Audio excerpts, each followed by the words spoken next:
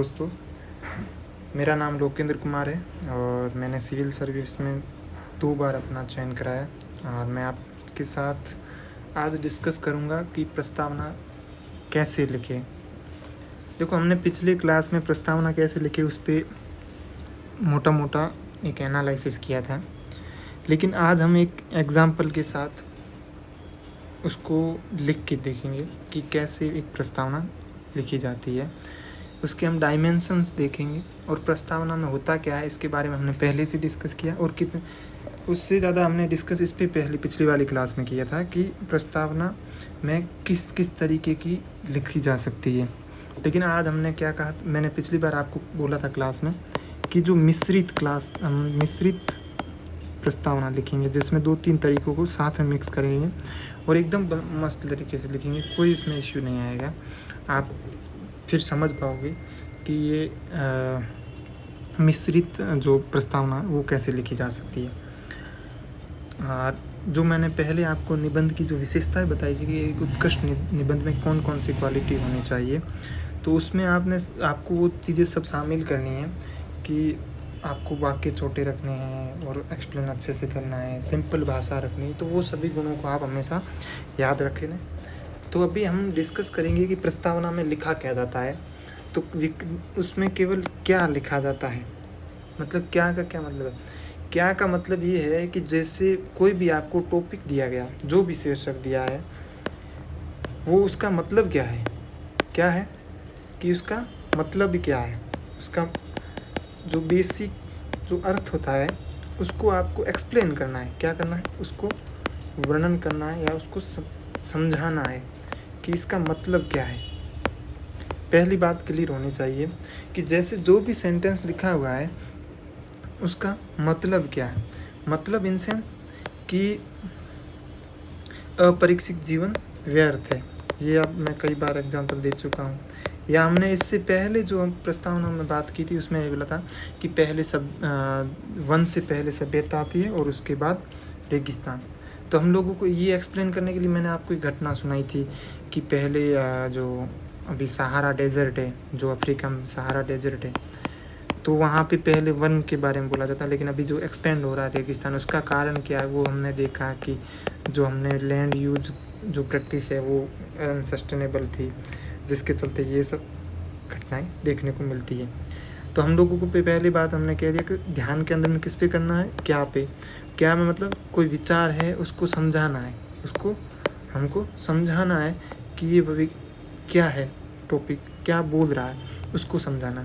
तो हम लोग अभी विद एग्जाम्पल बात करेंगे। हमने एक शीर्षक लिया है, कौन सा शीर्षक लिया कि गलत क्या है, गलत होने, ठीक है, की जो कीमत है क्या है, उसकी जो कॉस्ट है, जो गलत हो जाता है उसकी कॉस्ट है वो कुछ ना करने, ठीक है, कुछ ना करने की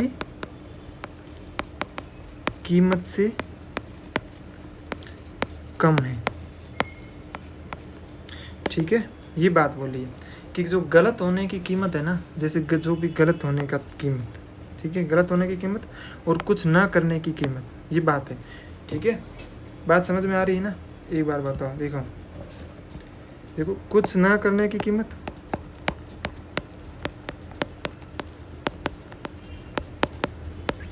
ठीक है, ये क्या है, ज़्यादा है किससे, कुछ किया और गलत हो गया।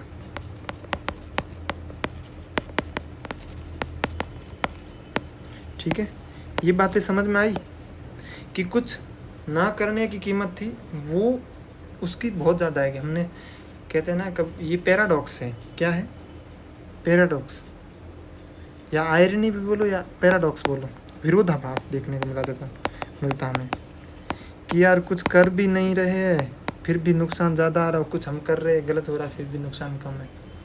कुछ इस तरह की बात समझ में आ रही ना मोटी मोटी अपने को इस बात की कि कुछ ना किया लेकिन गलत किया उसमें फ़ायदा हुआ, ना कि कुछ ना करने के। लेकिन आपने देखो एक कभी सुने है कि, सॉरी ये स्टोरी तो नहीं है, ये रिसेंट घटना ही है।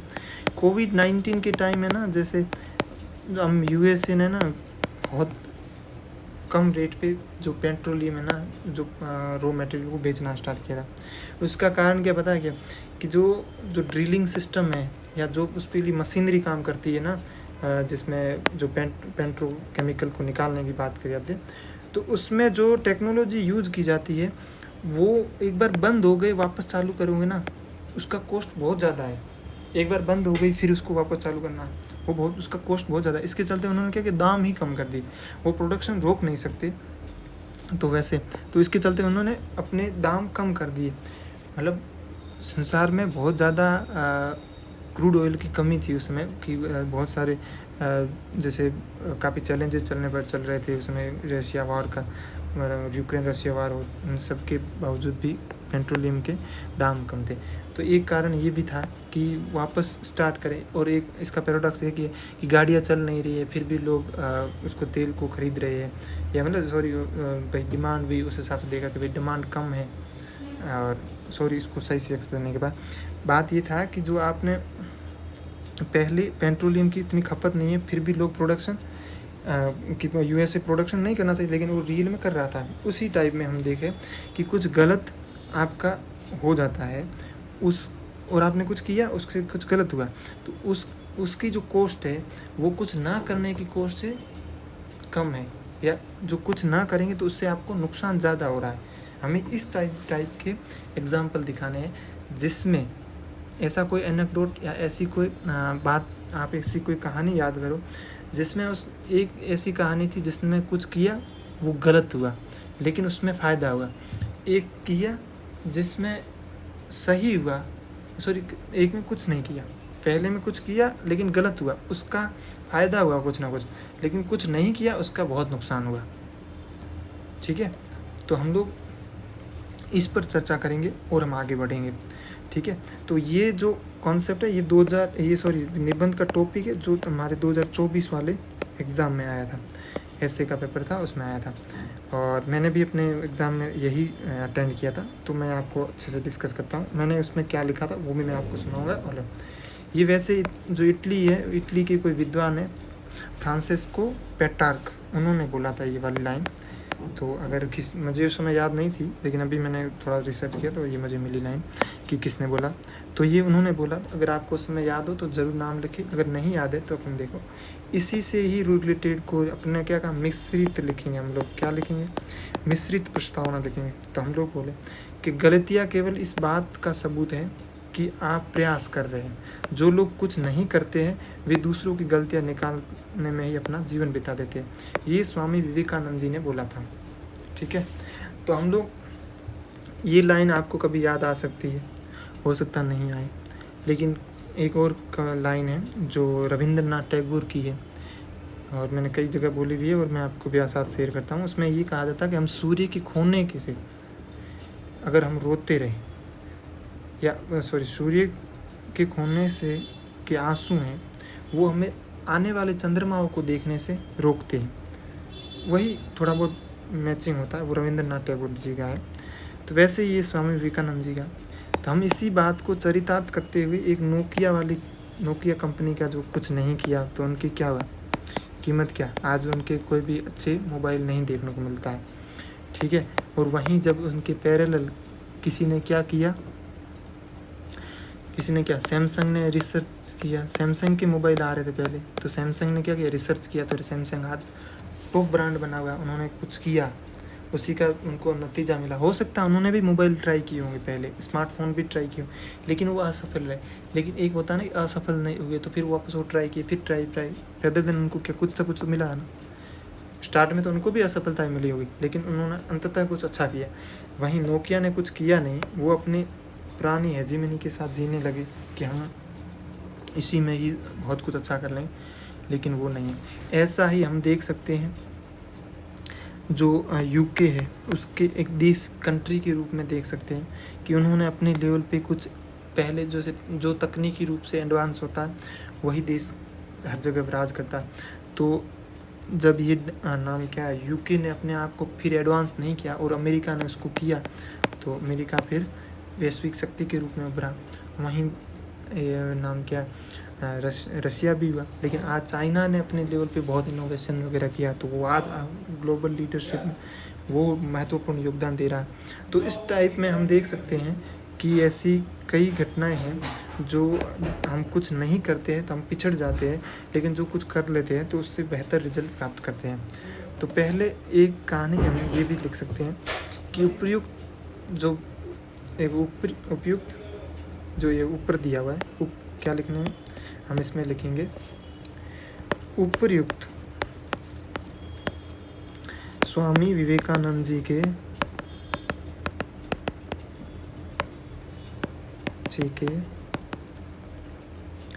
वक्तव्य को चरितार्थ करने वाली कहानी या घटना का वर्णन करते हैं, या ठीक है, इसमें एक चरितार्थ करने वाली है, एक को चरितार्थ करता एक उदाहरण, जिसमें ऐसे लिख सकते हैं उदाहरण, जिसमें हमने क्या देखा, उदाहरण है जिसमें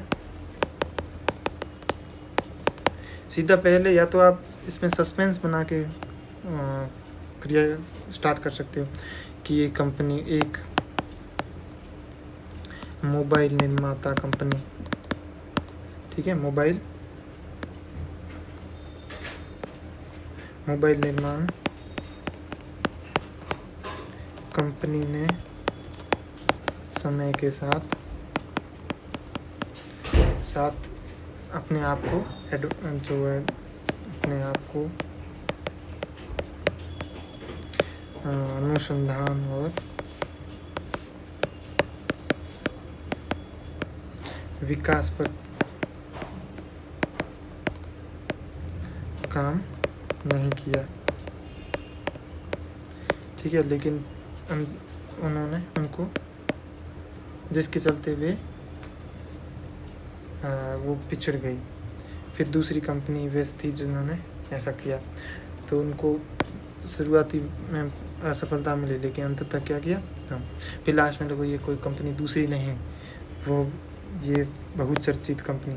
जब आप ऐसे पैराग्राफ शुरू करो तो मैंने आपको पहले बोला ऐसे में क्या करना है, जैसे ये हेडिंग हो गई, ठीक है, फिर आपने हेडिंग लिख के फिर जो भी कोटेशन है वो लिख दो यहाँ पे, फिर जिसने बोला उसका नाम लिख दो, फिर यहाँ से शुरू करो। ये शुरू किया, ऐसे लिखते जाओ। फिर अगर इसी का टॉपिक का ही भाग है, मतलब क्योंकि आप अभी प्रस्तावना ही लिख रहे हो, तो दोबारा यहीं से लाइन शुरू करो, थोड़ा सा आगे से शुरू करो, ताकि ये लगे कि ये लाइन इसी की है। जब मान लो आपको लग रहा है कि अभी ये लाइन, ये टॉपिक है, ये पूरा एक ही था, अब नया टॉपिक शुरू करना, तो फिर वापस यहीं से शुरू करो, थोड़ा ज़्यादा गैप दे के वापस। तो इस टाइप से लिखना आपको, ठीक है। मेन कॉपी में टॉपिक शीर्षक यहाँ लिखो, शीर्षक यहाँ लिखो, ठीक है। हाँ, ये शीर्षक हो गया, फिर यहाँ पे कोटेशन हो गई, फिर यहाँ पे किसने बोली वो लिखो, फिर यहाँ से स्टार्ट करो, और फिर जैसे ही साथ में, क्योंकि हमने लिखा ना कि भाई ये कोई और कंपनी नहीं, तो ये आप ऐसे लिख सकते हो, क्योंकि यहाँ पे फिर बड़े बड़े पैराग्राफ नहीं बना, इतना समझना है। पैराग्राफ की कनेक्टिविटी इस तरह से रखना, तो एक बड़ा पैराग्राफ दिखेगा लेकिन अच्छा लगेगा काफ़ी आंसर में। तो हमने एक ये देख लिया। दूसरी है मैंने जो मेन एग्ज़ाम में लिखी थी वो थॉमस एडिसन की कहानी लिखी थी। उनकी जो माता जी को बोला था कि आपका बेटा मंदबुद्धि, तो मैंने वही स्टोरी को क्रिएट किया था। और जो पंक्ति मुझे याद नहीं है कि मैंने किसी स्कॉलर की एक पंक्ति लिखी थी पहले, और उसके बाद मैं यही बोल रहा कि इन्हीं की बातों को चरितार्थ करती हुई एक घटना जहाँ से एक कोई माँ थी, ऐसे स्टोरी लास्ट में बताया कि थॉमस एडिसन, जो अभी मैंने लास्ट में अभी बताया ना, उस टाइप किया था। तो फिर वो माता जी की उनको बोला किसी ने, उनके टीचर जो एडिसन के टीचर थे, उन्होंने बोला था कि आपका बच्चा मंदबुद्धि है और उसको सीखा। लेकिन उन माँ ने एक रिस्क लिया, उन्होंने अपने बेटों को ये नहीं कहा कि उन्होंने बोला कि तुम्हारे में कोई दिव्य ज्ञान है या एक्स्ट्रा नॉलेज है जो ये स्कूल आपको मैनेज नहीं कर पाएगी। पॉजिटिव चीज़ में। फिर मैंने बोला उन्होंने अपने लेवल पे ये हो सकता था वो कुछ नहीं करती, वो शांत बैठी रहती और उसी को ही एक्सेप्ट कर लेती, लेकिन नहीं, उन्होंने इसको एक्सेप्ट नहीं किया, उन्होंने इसको चैलेंज किया। उन्होंने कहा कि नहीं, मैं ये जो डेस्टिनी जो टीचर ने हम निर्धारित किया मैं इसको चैलेंज करूँगी। और उन्होंने मेहनत की और मेहनत करके उन्होंने ये दिखाया कि जिस व्यक्ति को उन्होंने बोला था कि ये मंद बुद्धि है, उसने आज पूरे विश्व को प्रकाशमय किया। आज जिस बल्ब की खोज वो देख सकते हैं गौरवशाली है और बहुत महत्वपूर्ण है, उसको इन्होंने अंजाम दिया। तो यही है, अगर हम अभी इसमें बोल सकते हैं अगर उनकी माँ इस चीज़ को नहीं करती तो आज वो जो थॉमस एल्वा एडिसन को नहीं देख, उनके बड़े आविष्कार को नहीं देख पाते।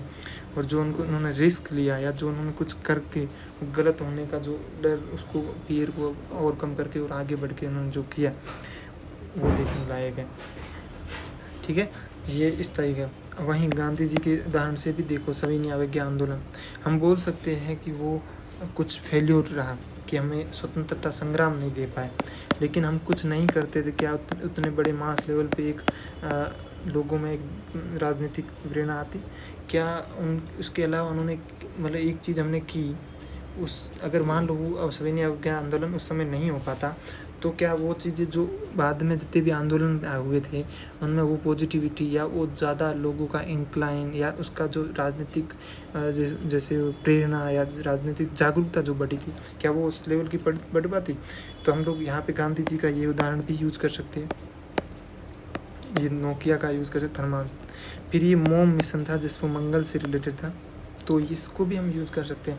हमारे पास उस समय इतने रिसोर्सेज नहीं थे, फिर भी हमने क्या किया, रिस्क लिया। नहीं, कि हम लोग क्या करेंगे, हम लोग एक मंगल पे मिशन भेजेंगे। अगर हम नहीं करते तो क्या हम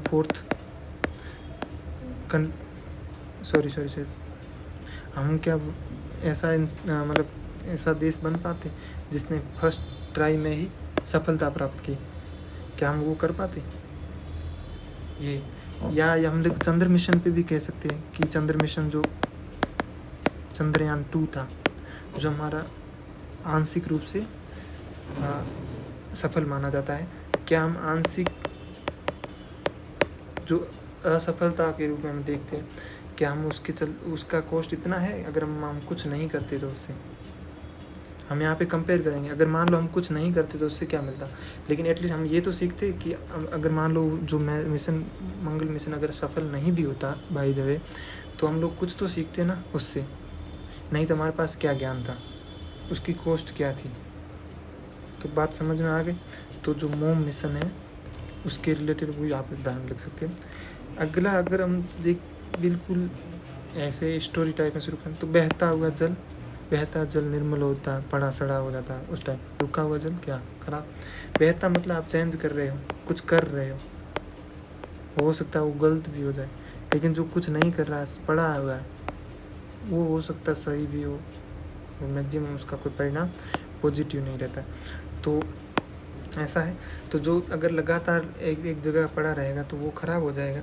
तो उसी चीज़ के रिगार्डिंग हम लिख सकते हैं कि रुका हुआ जल सही नहीं है, तो वही स्टोरी हम लिख सकते हैं कि ये पानी व्यक्ति को धारा के साथ बहना चाहिए, या व्यक्ति को जो आसपास चेंज हो रहा है उसी के हिसाब से अपने आप को अडेप्ट करके चलना चाहिए।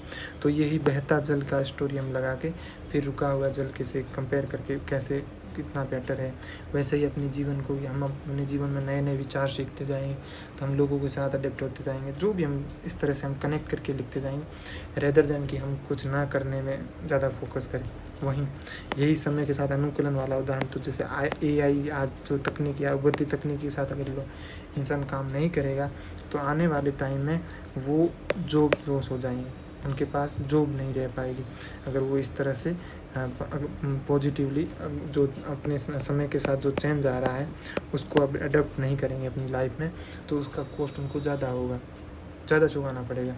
तो इस टाइप में हमने कैसे एक मिश्रित जो प्रस्तावना है लिख सकते हैं, उसको मैंने विद एग्जाम्पल बताया है। आपको यहाँ ख़त्म करना, फिर ध्यान रखना ऐसी का मतलब क्या होता है। आप अगर आपको मैं समझाना चाहूँ तो बात ये है, ऐसे में क्या है कि आप जो भी बात ले लास्ट में पता क्या लिखना है, इस जैसे ये ख़त्म है फिर लिखना कि मान लो गलत होने की कीमत, ये लाइनें आनी चाहिए जब आपका जो इंट्रो ख़त्म हो, क्या प्रस्तावना ख़त्म हो तभी ये लाइनें आनी चाहिए। तो की कीमत, कुछ ना करने की कीमत, कुछ ना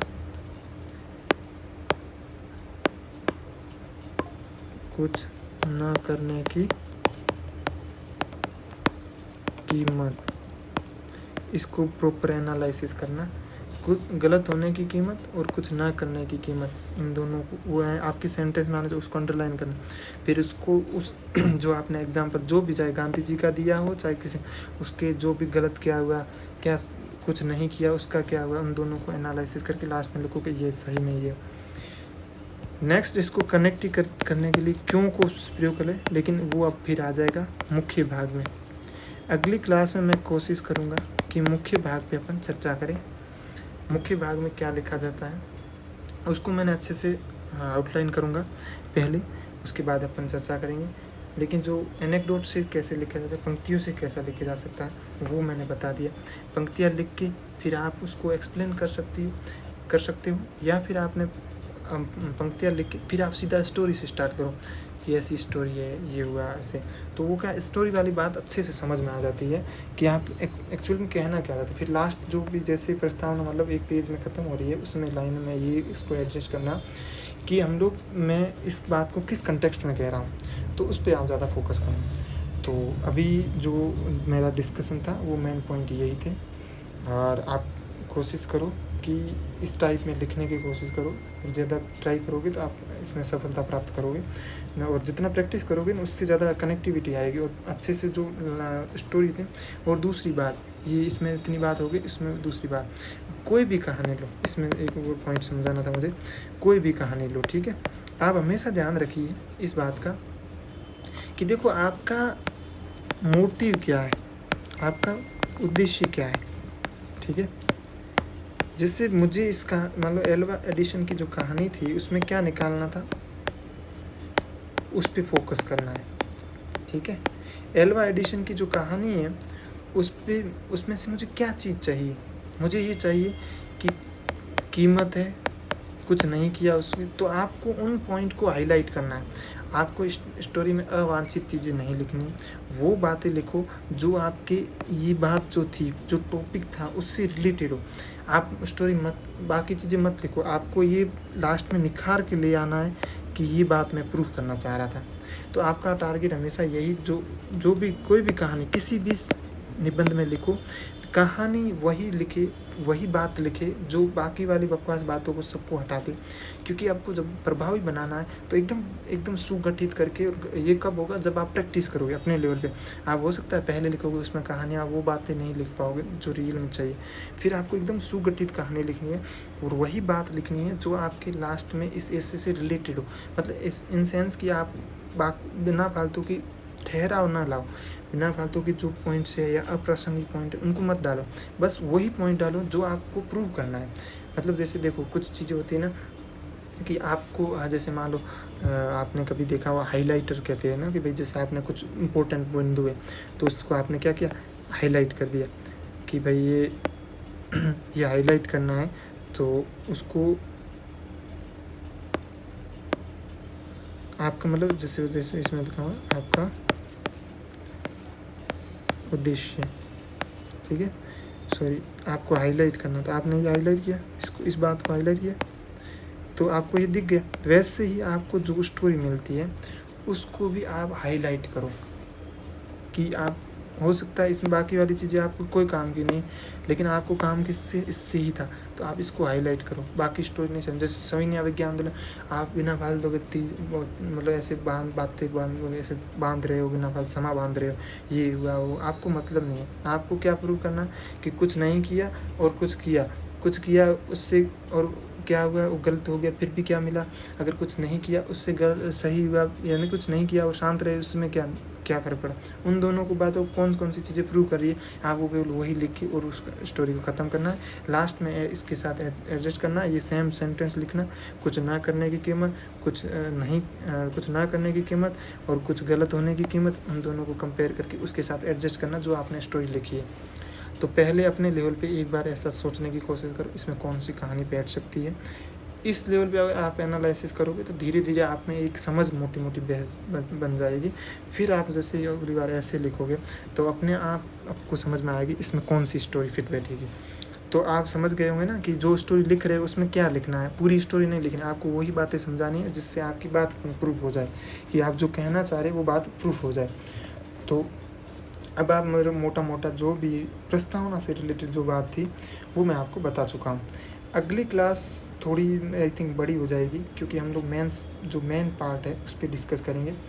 फिर इसके बाद मैं कोशिश करूँगा कि कम से कम 8-10 एससी का आपको मैं आउटलाइन करके दे दूँगा, लेकिन वो एक मुख्य भाग के आ जाए फिर उपसंहार का आ जाए या जो निष्कर्ष है उसकी ये दो क्लास हो जाएगी। फिर हम 10 से 1 ऐसे पे डिस्कस करेंगे, उसकी आउटलाइन बनाएंगे। आउटलाइन बनाना जो मेन बॉडी का होगा, लेकिन मैं बता दूंगा कि इसमें किस किस एग्जाम्पल है, क्या क्या चीज़ें हैं, कौन कौन सा थॉट काम कर रहा है, वो सब बता दूंगा। और फिर आप अपने लेवल पे उसको लिख देना, तो हमारी प्रैक्टिस भी होगी और वो धीरे धीरे आएगा। एक अभी आ गया, एक फिर 1 महीने बाद मैं ऐसा कुछ ऐसे डाल दूँगा ताकि आपको रेगुलर कंटिन्यूटी रहे और आपको समझ में आता रहे। और मोस्टली मैं ट्राई करूँगा कि जो हमारे यूपीएससी की जो PYQ है उससे रिलेटेड ही हो। PYQ ही मैं सोल्व करूँगा, PYQ से ही रिलेटेड यहाँ पे आपको डिस्कस करके दिखाऊँगा कि आपको कैसे लिखना है इसे। तो मैं मोटा मोटा अभी कल जो मेन बॉडी उसमें हम मूर्त जो भी थे ना, मूर्त के बारे में डिस्कस किया, उसको भी हम बताएंगे। हम ट्राई करेंगे कि कैसे उसको भी सॉल्व किया जाए। तो दोनों को ही हम डिस्कस करेंगे अगली वाली क्लास में, जिसमें हम लोग मेन भाग जो मुख्य भाग है उसके ऊपर डिस्कशन। ठीक है, तो अभी आप सभी का बहुत बहुत धन्यवाद इसे पैशन के साथ सुनने के लिए। और मैं आप सभी वो ये आशा करता हूँ कि आप लोग अपने लेवल पे बहुत अच्छे से मेहनत करते रहिए और बेहतर रिजल्ट के लिए आपको रेगुलर मेहनत करनी चाहिए। आज मैंने एक स्टोरी सुनी थी कि जो रोनाल्डो, तो उनसे यही सीखूं क्या कि हमेशा अपने आप को बेस्ट बनाओ, मेहनत करते रहो, परिणाम कुछ ना कुछ बेहतर होगा। और जो लक या वो बातें की जाती है उससे इतर हम एक बात को समझे कि हम जब मेहनत करते हैं तभी अच्छा रिजल्ट आता है। तो इसलिए मेहनत करो मैक्सिमम, आप उस पर ज़्यादा फोकस करो, परिणाम आज नहीं तो कल बेस्ट ही आएगा। ठीक है, थैंक यू सो मच। जय हिंद, जय भारत।